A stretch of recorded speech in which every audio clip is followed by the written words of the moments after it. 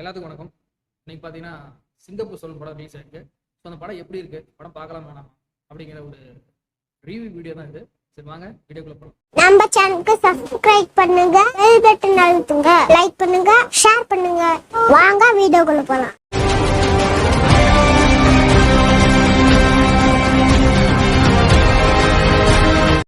Singapore சொல்லும் கோகுலோட direction, அவர் தான் எழுதியிருக்காரு. இந்த படத்துக்கு சினிமாட்டோகிராஃபி பண்ணிக்கிறது சுகுமார்.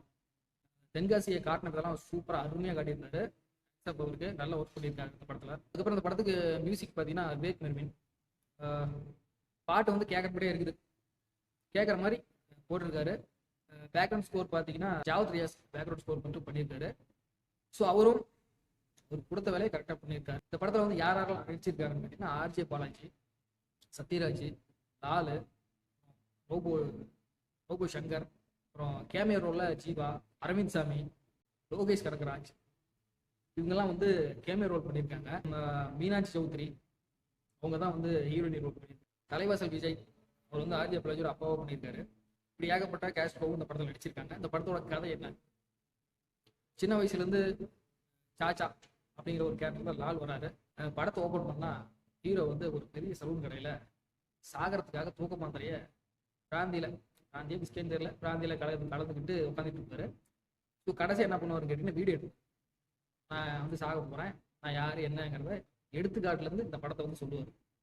ஹீரோ தான் நான் ஏன் இப்படி இருக்கேன், நான் ஏன் விஷத்தை கூடி சாக போகிறேன் அப்படிங்கிறத சின்ன வயசுலேருந்து சொல்லுவார். ஸோ சின்ன வயசுக்கு அப்புறம் பார்ப்போம். அங்கே போனால் ரெண்டு பசங்களை காட்டுவாங்க. ஃப்ரெண்ட்ஸ், 2 பேர் ஃப்ரெண்ட்ஸு, ஒருத்தர் முஸ்லீமு, ஒருத்தர் இந்து. இது வந்து ஜாதி படம் கிடையாது. ஸோ அப்படி காட்டுவாங்க. ஏன் தான் இப்படி காட்டுறாங்கன்னே தெரியல, எனக்கும் புரியல. ஏன் ஒரே மதத்தில் 2 பேர் ஃப்ரெண்ட்ஸாக இருக்க மாட்டாங்களா? எப்போ பார்த்தாலும் அந்த கேஸில் கொடுத்து இந்த கேஸில் கொடுத்துன்னு இப்படி தான் படத்தை வந்து காட்டிகிட்டே இருக்கிறாங்க. சரி, அதுக்கு நம்மளுக்கு வந்து கதைக்குள்ளே போவோம். சின்ன பசங்க 2 பேர், இவங்க பண்ணுற அட்டூழியம் அந்த அளவுக்கு இருக்கும். ஸோ லால் வந்து அந்த ஊரில் ஒரு சலூன் கடை வச்சிருப்பாரு, சிங்கப்பூர் சலூன்.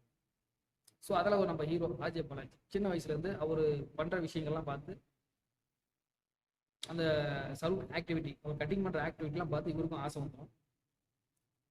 இவரும் வந்து கற்றுக்குவார். நான் பெருசானதுக்கு அப்புறம் என்னோட ஸ்டைலு, நான் வந்து ஒரு பெரிய சலூன் ஆரம்பித்து நான் வந்து வேறு லெவலுக்கு போகணும், லட்சியமே அதுதான் அப்படிங்கிற ஒரு மோட்டிவேஷன்லேயே கடைசி வரைக்கும் படிப்பார். எங்கள் அப்பாவும் தலைவாசல் விஜய் அவரோட கேரக்டர் நல்லாவே பண்ணியிருந்தாரு. அவர் வந்து சப்போர்ட் பண்ணுவார் பையனுக்கு. இவர் கடைசியாக அதை அச்சீவ் பண்ணாரா இல்லையா அப்படிதான் கதை. பெரிய சலூன் கடை ஆரம்பிச்சாரா, அதுலேருந்து இவர் வந்து பணக்காரன் ஆனாரா, பெரிய ஆனாரா அப்படிங்கிறத அந்த படத்தோட கதை.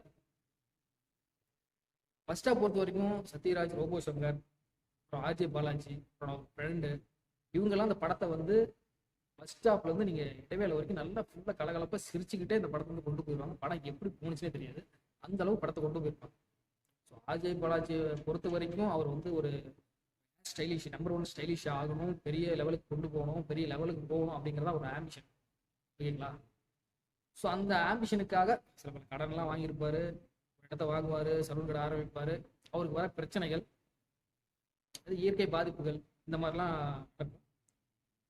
அதெல்லாம் அவர் வந்து சமாளித்து பெரிய பெரிய இடத்துக்கு போயிட்டாரா அப்படிங்கிறது தான் நம்ம காட்டணும்னு நினைச்சோம். ஆனால் அப்படி காட்டல. செகண்ட் ஹாஃபில் ஃபர்ஸ்ட் ஹாஃப் எப்படி போச்சுன்னு தெரியாது, ஃபுல் ஃபன்னாக போகும். ஃபர்ஸ்ட் ஹாஃப் நானே சிரிச்சு வயிறெல்லாம் வலிச்சு போச்சு. அந்த அளவுக்கு இந்த படத்தில் கோகுல்னாவே அவர் படத்தில் காமெடிக்கு பஞ்சமே இருக்காது, அந்த அளவுக்கு எடுத்துருப்பாரு. காமெடி ட்ராக் அவருக்கு பயங்கரமாக ஒர்க் அவுட் ஆகுது கோகுலுக்கு. இந்த படத்தோட ஃபர்ஸ்ட் ஹாஃபாக தயவு செய்து பார்க்க மட்டும் இருந்தாங்க. அந்த அளவுக்கு ஃபுல் பண்ண நீங்கள் சிரிச்சுக்கிட்டே இருப்பீங்க. சிரிக்காத கூப்பிட்டு போட கூட சிரிச்சிடும். அந்த அளவுக்கு காமெடி போச்சுன்னா வந்து சத்யராஜ் சார் தான் அவ்வளோ அருமையாக பண்ணியிருக்காரு.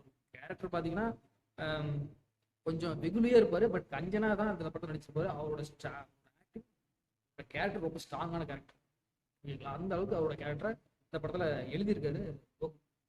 வந்து சத்யராஜால தான் அதை வந்து பண்ண முடியும், அந்த ஆக்டிங்கை அந்த அளவுக்கு பண்ணியிருப்பாரு. நான் எதுவும் சொல்லி ஸ்பாயில் பண்ண விரும்பல. ஸோ இந்த படத்தை கிளைமேக்ஸில் வந்து, அதாவது செகண்ட் ஹாஃப்ல வந்து படத்தை எப்படி கொண்டு போயிட்டாங்கன்னு கேட்டிங்கன்னா, படத்துக்குள்ள சேரி அப்படிங்கிற ஒரு விஷயத்தை உள்ளே கொண்டு வந்துடுறாங்க. அப்புறம் நேச்சரை உள்ளே கொண்டு வந்துடுறாங்க.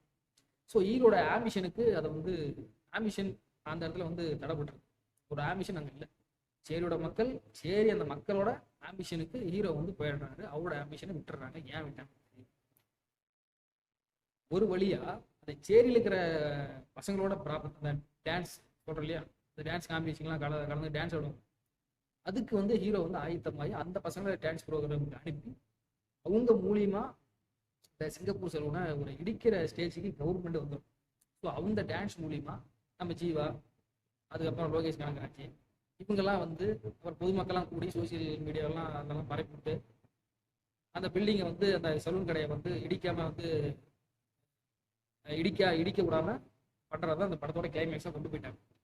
ஸோ அதில் அரவிந்த் சாமி எதுக்கு வந்தாருன்னு எனக்கு தெரியல. வருவார், டைலாக் பேசுவார், அந்த கிளிகளை பற்றி சொல்லுவார், ஒரு நாள் முடிஞ்சு போயிடுச்சு. அதுக்கப்புறம் லோகேஷ் கனகராஜ், ஜீவா அவர் கூட ஏதோ ஜட்ஜாக வருவார். லோகேஷ் கனகராஜ் அவர் எதுக்கு வராருன்னே தெரியல. இது கூப்பிடுவாங்களாட்டங்குது, கூப்பிடுவாங்க, அதுக்கு தான் அவர் வருவார். கடைசியாக பார்த்தீங்கன்னா கடைசியாக அவர் வெட்டுறது கூட வர மாட்டார், லால் தான் கடைசியாக வருவார். ஏன்னா இங்கே எங்கே போகிறத நிறுத்தாம பார்க்கிங்கில் நமக்கு வண்டி கிடைக்கல. அந்த 15 ஜோக்கு இருக்கு. ஒருத்தன் வண்டி பாட்டு ஓட்டி தள்ளிக்கிறான், காலையிலேருந்து ஓட்டி தள்ளிக்கிட்டே இருந்துருக்கிறான். கடைசியாக ஒருத்தர் நிறுத்தி ஏப்பா அப்படி ஓட்டிக்கிட்டே இருக்கிற, ஏதாவது சைக்கிள் ஏதாவது பந்தியுமா அப்படின்னு கேட்கும்போது இன்னும் ஏன் பார்க்கிங்க்கு இடம் பண்ண தெரியல, பார்க்கிங்க்கு நிறுத்தத்துக்கு இடம் இல்லை, அதனால தான் நான் சுற்றிட்டு இருக்கிறேன் அப்படின்னு சொல்கிறாங்களே. அந்த மாதிரி படத்தை ஹீரோட ஆம்பிஷனுக்கு கொண்டு போகாம ஒரு சேரி உள்ள கொண்டு வந்து சேரி பசங்களோட ஆம்பிஷனுக்கு உள்ள இழுத்துட்டு போயிடுவாங்க ஹீரோ. ஸோ நாமளும் அதுதான் வரும்னு நினைச்சா ட்விஸ்ட் அடிச்சு இப்படி கொண்டு போயிட்டாங்க படத்தை. ஏன் கதை ஒழுங்கா தான் எழுதுறது, ஃபர்ஸ்ட் ஹாஃப்ல நல்லா தான் இல்லை. நீ செகண்ட் ஹாஃப் என்ன ஒரு தேவையில்லாம சேரி கொண்டு வந்து விட்டுட்டு சேரி பசங்களோட ஆம்பிஷனுக்காக போராட மாதிரி கதை எழுதி வச்சிட்டாரு போகுது. இந்த படத்தோட பிரச்சனையே இந்த செகண்ட் ஹாஃப் தான். அந்த அளவுக்கு இந்த படத்தை வந்து எடுத்து வச்சிருக்காங்க. ஃபர்ஸ்ட் ஹாஃப்ல வந்து எதுக்கு சொல்றதுக்கு இந்த அடிச்சு முடியாது. ஃபர்ஸ்ட் ஹாஃப் அந்த அளவுக்கு full என்டைம் full fun. Second half பொறுத்த வரைக்கும் ஒரு எமோஷனலாக தான் போகும். ஃபன் எதுவுமே கிடையாது, எமோஷனலாக போகும். அக்கறை கொஞ்சம் கிரிஞ்சாக இருந்தாலும் வழியில் முடித்திருத்துவோரை பற்றி ஒரு நல்ல மெசேஜ் சொல்லியிருக்காங்க இந்த படத்தில். காட்சியும் அந்த மாதிரி அமைச்சிருக்காங்க இந்த படத்தில். நம்ம ஜென்ரல் ஆடியன்ஸுக்கு இந்த படம் ஓகே அப்படின்ட்டு போயிடுவாங்க. ஃபேமிலி ஆடியன்ஸுக்கு இது ரொம்ப ஒரு பிடிச்சமான படம் தான். மற்றபடி இந்த டீனேஜ் அவங்களுக்குலாம் கொஞ்சம் ஓவராக கிரிஞ்சாக இது கூட பெரிய வாய்ப்பு நிறையவே இருக்குது. இதுவும் ஒரு ஹிட்லிஸ்ட்டில் கண்டிப்பாக சேர்ந்துடும், அந்த அளவுக்கு இருக்கிற படம் தான். இதுவும் கொஞ்சம் ஒர்த்தபுளான படம் தான். ஏன்னா அரை மணி நேரம் வந்து ஒரு கிட்டத்தட்ட ஒன்றரை மணி நேரம் நம்ம சிரிக்க வைக்கிறாங்க. அதுக்கே நம்ம எவ்வளோ காசு வேணும் தரலாம் இந்த படத்துக்கு. மீண்டும் அடுத்த ஒரு வீடியோவில் மீட் பண்ணுறேன். Until than by Raja tech செலாம் channel. Subscribe பண்ணுங்க, பெல் பட்டன் அழுத்துங்க, லைக் பண்ணுங்க, ஷேர் பண்ணுங்க, கமெண்ட் பண்ணுங்க, சேனலை சப்போர்ட் பண்ணுங்க.